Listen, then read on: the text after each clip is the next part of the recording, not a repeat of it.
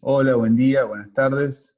Gracias por unirse a este ciclo de charlas que comenzamos hoy desde el Comité de Analgesia, Sedación y Delirium de la SATI. Mi nombre es Federico Carini, yo soy médico intensivista, trabajo en el Hospital Italiano de Buenos Aires. Además me desempeño en este periodo como el director del comité.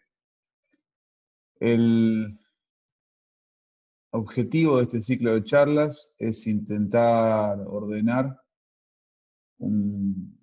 algunos conceptos concernientes al manejo integral de la analgesia, sedación y delirium, valga la redundancia, con una mirada lo más integral posible. Por eso van a ver que tenemos charlas, todas charlas breves, que rondarán alrededor de fármacos en algunos casos, protocolos en otros, uso de protocolos para pacientes complejos en otros, la mirada holística desde el punto de vista del manejo de la movilización precoz, la inclusión familiar, la terapia ocupacional, abordajes no farmacológicos desde la musicoterapia, esto dictado por musicoterapeutas.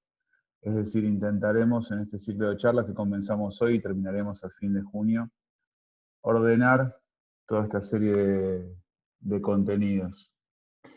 Las redes sociales donde nos pueden encontrar y contactar. Los objetivos de esta charla inaugural son presentar las escalas con las que podemos evaluar la analgesia, sedación y delirium, resaltar la importancia de ese monitoreo, presentar el cuidado protocolizado y el abordaje con la inclusión familiar. Desde el inicio de la terapia intensiva en la década del 50 con el trabajo de Björn Ibsen en Dinamarca, el integrante principal eran las personas. Inicialmente, como se ve en esta foto, como no había en ese inicio de interacción mecánica con máquinas, era el bolseo de persona a persona con el paciente despierto. Y luego nos sucedió que mejoramos el cuidado del paciente crítico, mejoramos el resultado de manera sistemática, pero a expensas de interponer entre el profesional a cargo y el paciente toda una serie de artilugios tecnológicos que impedían su evaluación. Eso se empezó a revisar a fines de la década del 90, con los primeros trabajos que veían que la sobresedación aumentaba el tiempo de ventilación mecánica y empeoraba los resultados. Y creo que uno de los conceptos más claros al respecto de este nuevo paradigma es el concepto ICASH del grupo de Jean-Louis Vincent, que lo que propone es un paciente cómodo, cooperativo y calmo desde el principio, con óptima analgesia, con una sedación lo más liviana posible y por objetivos y un cuidado centrado en la persona y la familia. En línea con eso, la Sociedad Americana de Cuidados Críticos, a través de una beca de la Fundación de Gordon y Betty Moore, inicia en el 2014 la iniciativa ICU Liberation, liderada por Wessely. Wessely es el que adaptó el CAM, que era la herramienta para valoración de delirium en pacientes generales, a la terapia intensiva, que es el CAM ICU. Y en un artículo muy lindo y muy agradable de leer del 2017, él hablaba de la ciencia y la filosofía del BAN de la BCDF, y nos dice algo que nos debe resonar a todos. Nosotros detestamos que nos impongan una receta sobre cómo hacer las cosas.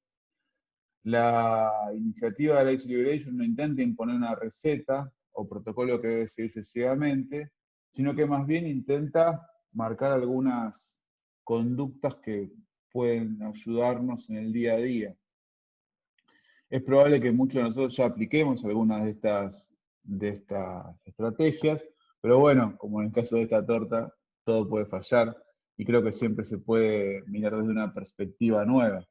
¿De qué se liberan los pacientes? Bueno, se liberan de la ventilación mecánica, se liberan de la sedación profunda, se liberan de la inmovilidad, del delirium y, por qué no, del síndrome de estrés postraumático. Y el BAN de la BCDF, repasándolo rápidamente, incluye el manejo de la analgesia, la combinación de la vacación de sedación y la ventilación espontánea, la elección adecuada de drogas, con un énfasis muy importante en prevenir, en evitar aquellas drogas que aumentan el riesgo de delirium y la sobresedación, manejo del delirium, la movilización precoz y la inclusión en empoderamiento familiar.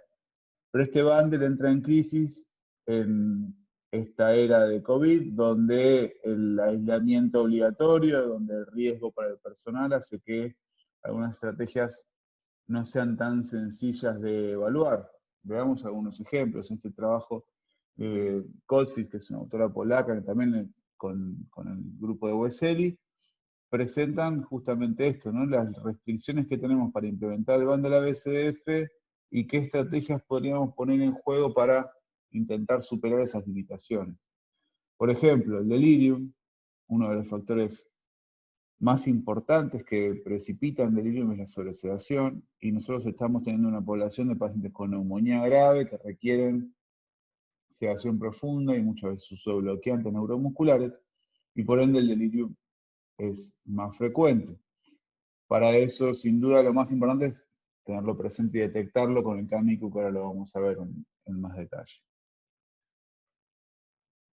El primer paso del bundle dijimos que era el dolor. El dolor en terapia intensiva es muy frecuente, teniendo en cuenta que el dolor es una experiencia subjetiva, no tenemos una forma de decir cuánto debe doler cada cosa, porque el dolor depende no solo del estímulo doloroso, sino también de la interpretación que hace la persona, y por eso las cosas que duelen en terapia intensiva son los cuidados habituales, la movilización, el cuidado de heridas, el posicionamiento, la aspiración traqueal, no solo las cosas más invasivas como por ejemplo intubación, que asegurando una adecuada sedación y analgesia previa no debería ser doloroso per se, pero sí el tubo una vez colocado el paciente despierto. Y más allá de que el dolor empeora la evolución del paciente en la terapia intensiva, también tiene impacto en el post-UTI.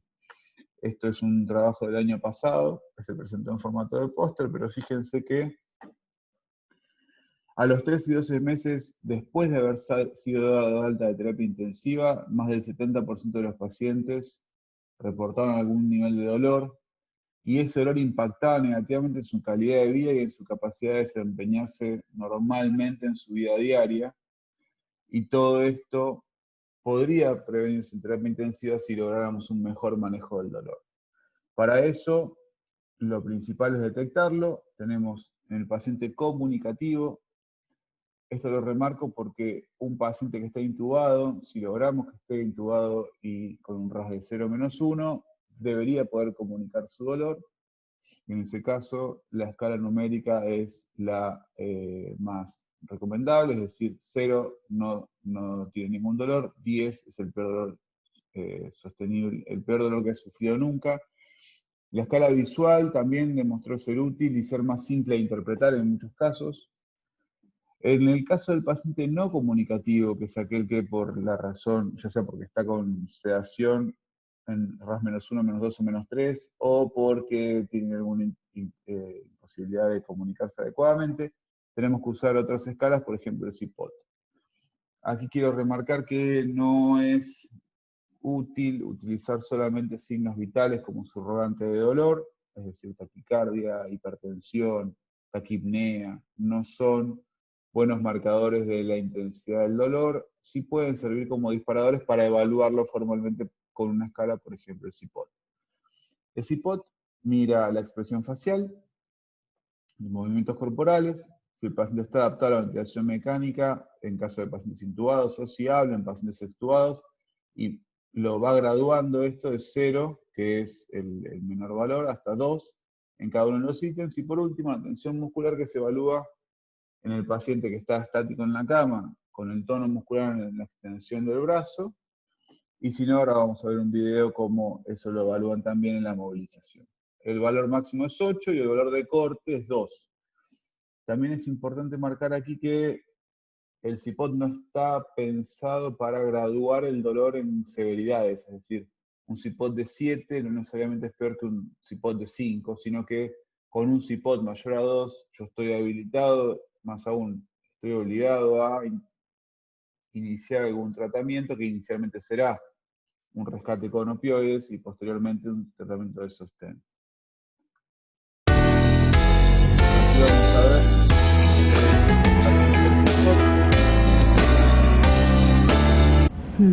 We can observe little frowning El primer paso and es weeping la presión eyes. facial.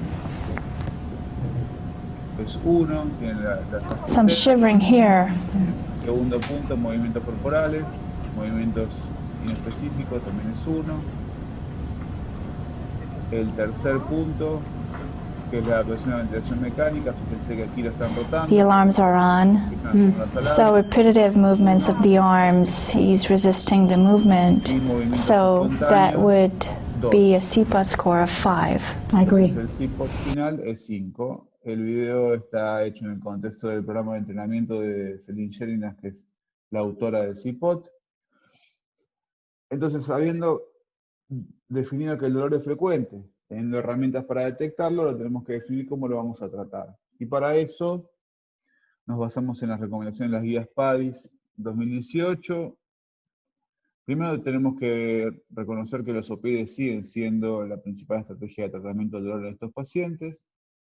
En el caso de pacientes que tengan dolor, es importante diferenciar el dolor nociceptivo, que es aquel que se produce por un estímulo doloroso que proviene de la periferia por lesión real de tejidos y que es una inflamación, del dolor neuropático, que tiene más que ver con un trastorno en la transmisión del dolor, y que también es frecuente en terapia intensiva, por ejemplo, por pacientes postquirúrgicos o en pacientes con malas posturas que terminan con dolor neuropático. En el caso del dolor nociceptivo, que es el más frecuente, inicialmente el opioide sigue siendo, como dijimos, la droga de elección para empezar el tratamiento por el rápido inicio de acción, y después tendremos que establecer alguna droga que nos permita una dosificación regular con el menor riesgo de efectos adversos. En ese caso, el paracetamol o el acetaminofeno está en amarillo por el riesgo de toxicidad hepática, que es real, pero que si se limita a menos de 3 gramos día, debería ser, es mínimo o casi nulo, y debería monitorizarse el hepatograma igualmente. Los antiinflamatorios no esteroides, en el caso del dolor nociceptivo también son una buena idea, teniendo en cuenta, y por eso están en rojo, el riesgo de sangrado digestivo. Y el Nefopam, que es el único que está en verde, porque es el único que no tiene efectos adversos, pero que no está disponible en Argentina, también podría ser una opción. En definitiva, entonces, pacientes con riesgo de dolor nociceptivo o con dolor nociceptivo, opioides como rescate, paracetamol reglado y antiinflamatorios no esteroides reglados, salvo contraindicación o riesgo de hemorragia digestiva. La ketamina en bajas dosis demostró ser útil en pacientes con dolor refractario y se puede utilizar medicación para dolor neuropático, como gabapentina o pregabalina, como sinergia en el caso de pacientes con dolor refractario. Entonces dijimos que la A era manejo de la analgesia, la B es la combinación de la vacación de sedación con la prueba de ventilación espontánea, pero para esto es importante haber hecho sedación guiada por objetivos. Más allá de que yo haga vacaciones de sedación diariamente, esto es la interrupción sistemática, un horario definido por el equipo de la sedación, asegurando una adecuada analgesia, yo tengo que haber hecho antes sedación guiada por objetivos. La sedación guiada por objetivos implica que todos en el equipo de trabajo, médicos, enfermeros y kinesiólogos, hablamos en el mismo lenguaje que debería ser una escala, que en este caso es el RAS. Entonces, ante el paciente bajo negociación continua, hay un objetivo definido de qué profundidad de sedación quiero, definido por el RAS. El RAS, que es el Richmond Agitation Sedation Scale, es interesante porque pivotea alrededor del 0, este es el paciente alérgico calmado, hacia arriba es paciente agitado, y hacia abajo es paciente con sedación. La sedación consciente se define como aquella en la que el paciente puede interactuar con el equipo de trabajo, por ende será entre 0 y -1 o -2. Sedación profunda, -4 a -5, es aquel paciente que por alguna razón, por ejemplo, hipoxemia refractaria, requiere no interactuar con el equipo. Debería ser lo menos frecuente y mantenerse el menor tiempo posible. En el caso del paciente que va a sedación profunda, esto es -4, -5, aquí lo vemos en la escala de la derecha, hay un espacio de profundidad de sedación que nosotros perdemos al haber indicado sedación profunda porque justamente no tenemos ninguna ventana al cerebro. En ese caso, el monitoreo con electroencefalografía procesada puede ser útil porque nos permite justamente titular la dosis para mantenernos en este umbral de seguridad y evitar la sobresedación. Es una utilidad propuesta que en la última guía PADIS está puesto como una recomendación sin clasificar, no hay evidencia suficiente, y en la revisión Cochrane del año 2018 concluyen que no hay evidencia suficiente para recomendarlo, producto de la calidad baja o muy baja de la evidencia, que es también consecuencia de la heterogeneidad de los resultados que se observan, que se utilizan en cada uno de los trabajos. Entonces, un algoritmo propuesto para el manejo de la narcosedación, paciente en ventilación mecánica, puede estarlo o no estarlo. Si está en ventilación mecánica, hay que definir si requiere sedación, y aquí introducimos un concepto clave. No todo paciente de ventilación mecánica va a requerir sedación. En el caso del paciente con neumonía grave, en este caso en el contexto de la pandemia por un virus, es probable que requiera sedación y que el RAS objetivo sea -3, -5. En ese caso, deberíamos sinergizar un sedante puro como el propofol con un analgésico en infusión continua, teniendo en cuenta que -3, -5 me impide utilizar escalas para valorar el dolor, por ende debo asegurar la analgesia. Evaluar la necesidad de requerir continuar con estas drogas, y si es así, teniendo en cuenta los efectos adversos del propofol en infusión prolongada, rotar a una benzodiazepina como midazolam, siempre titulando la dosis. El último punto del bundle que vamos a discutir hoy es el delirium. El delirium es un trastorno agudo del estado de conciencia, es una falla orgánica más. Es la forma que tiene el cerebro de expresar que hay una alteración en su funcionamiento normal y se relaciona con el dolor, se relaciona con la agitación. El delirium produce agitación, pero también la agitación puede producir delirio, y tiene factores precipitantes, que son aquellos que nosotros aportamos en la terapia intensiva, y predisponentes, que son los que trae el paciente por sus antecedentes. Se detecta mediante el CAMICU. Para hacer el CAMICU necesito que el paciente esté con un RAS mayor a -3. Nuevamente, el paciente en sedación profunda, -4, -5, es un paciente al que no le podemos evaluar dolor de manera adecuada, al que no le podemos evaluar la sedación de manera adecuada y al que no le podemos evaluar el delirio de manera adecuada. Es decir, perdemos toda ventana a los componentes del bundle ABCDF. Por eso es que, salvo que sea necesario, es importante hacer sedación guiada por objetivos y con la menor profundidad posible. El CAMICU entonces me pide en un paciente con un RAS mayor a -3 que tenga la característica 1, la característica 2, +3 o 4. La 1 es que haya fluctuado el estado de conciencia en las últimas 24 horas. La 2 es que tenga inatención, esto es, ante la prueba de apriéteme la mano cuando le diga la letra A, que tenga más de 2 errores. El 3 es que al momento de la valoración tenga un RAS distinto de 0. Y el 4 es que tenga alteraciones cognitivas o pensamiento desorganizado, que son las preguntas, 2 por sí, 2 por no, y el comando verbal. En ese caso se considera, si es 1 y 2, +3 o 4, que tiene CAMICU positivo y tiene delirio. Lo importante del delirium es hacer la valoración sistemática y detectarlo. No tanto por el tratamiento, porque la verdad es que no hay un tratamiento farmacológico que podamos instaurar, pero sí por el manejo no farmacológico, por las estrategias no farmacológicas que nosotros podemos poner en juego desde el equipo de salud de terapia intensiva para mejorarlo. En el caso del paciente con delirium hiperactivo, uno podría hacer una prueba con dexmedetomidina para mejorar los síntomas de agitación. La dexmedetomidina no es un antipsicótico. O haloperidol en caso de pacientes que no tengan riesgo de prolongación del QT o efectos adversos previos conocidos. Pasando a la evidencia del paquete de medidas ABCDF, ¿por qué hacemos tanto hincapié en este paquete? Bueno, porque es de las pocas intervenciones en terapia intensiva que ha demostrado fehacientemente mejorar los resultados en poblaciones grandes y heterogéneas con una representatividad de la población general de terapia intensiva muy importante. El más grande de estos trabajos se presentó el año pasado, lo lideró Brenda Poon, también del grupo de USL, más de 15.000 pacientes, implementación del bundle, y vemos que a medida que se aplicaba, esto es aplicación del bundle, 100%, 80%, 60%, 50%, La posibilidad de que se vaya de alta de terapia intensiva era más grande, que se vaya del hospital también era más grande, y se reducía significativamente el riesgo de muerte. También se reducía el riesgo de ventilación mecánica al día siguiente, de coma y delirium también fue menor en el grupo de implementación, la utilización de contención física también fue menor, y el dolor significativo aumenta, pero aumenta porque el paciente está más despierto para poder comunicar cuánto le duele. Finalmente, otro outcome que también es muy relevante para nosotros, se reduce el riesgo de readmisión a terapia intensiva y el riesgo de que el paciente sea dado de alta a una institución que no sea la casa.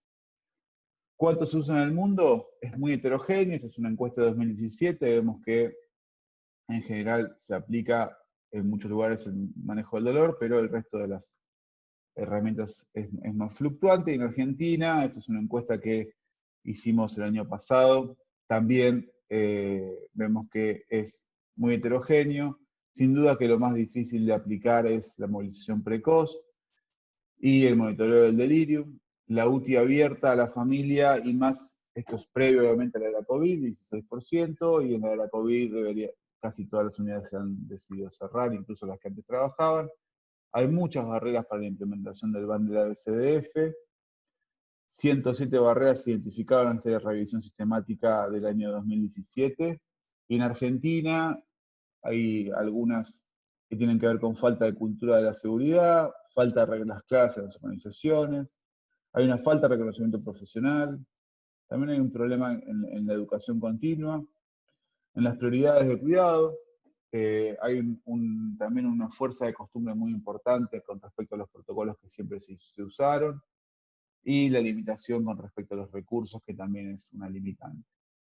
Finalmente, todo esto abona en la prevención del síndrome de post-terapia intensiva, que es aquello que el paciente se lleva a la casa de su estadía en terapia intensiva, que no tiene que ver solamente con la enfermedad que lo trajo a terapia intensiva, sino que también tiene que ver con el impacto de los cuidados que nosotros hagamos en la terapia. Sin duda es que el trabajo de Thomas Ström desde Dinamarca es de los más contundentes con respecto al uso cauto de la sedación o la no sedación en este caso. Creo que en la etapa en la que estamos actualmente de pandemia y neumonía grave, es importante tener en cuenta que la sobresedación es un riesgo y por ende deberíamos utilizar todas las estrategias a nuestro alcance para evitarla en la medida de lo posible. Es fundamental considerar los valores locales, deberíamos incluir a todos en el proceso, adaptándonos a las condiciones locales y en este caso al contexto de pandemia, y reconocer a cada integrante del equipo y escuchar los aportes que puedan dar para el manejo del paciente. Con esto concluimos esta primera charla. Les agradezco a todos por el tiempo. En la sección de preguntas van a poder interactuar con nosotros. Así dejen sus preguntas en la parte de comentarios del video y nosotros vamos a responder las preguntas en una charla la semana próxima. Muchas gracias por su atención y que tengan un buen día. Hasta luego.